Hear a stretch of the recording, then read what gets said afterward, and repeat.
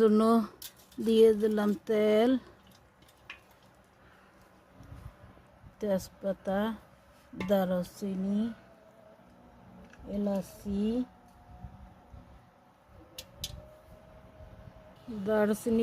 তেজপাতা। এর সাথে দিয়ে দেবো পেঁয়াজ কুচি,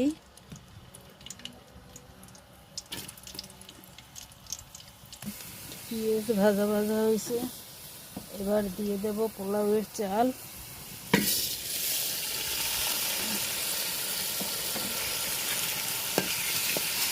ভালোভাবে ভেজে নেব।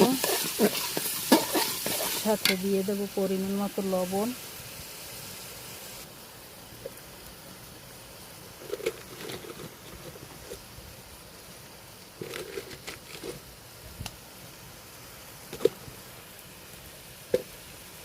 লবণ দিয়ে চালটাকে ভালোভাবে ভেজে নেব।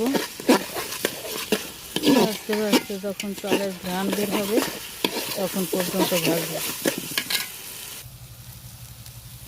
চাল ভাজা হয়ে গেছে, সুন্দর ঝরঝরা হয়েছে। এখন দিয়ে দেব পানি, গরম পানি। এবার দিয়ে দেব গরম পানি,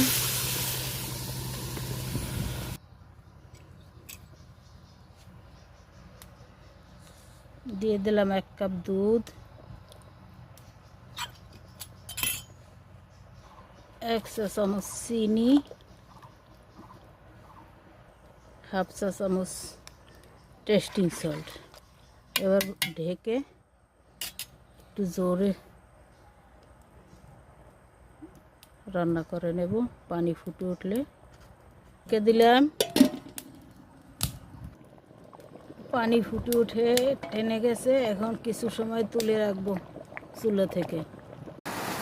আর ভেজিটেবলস রেসিপি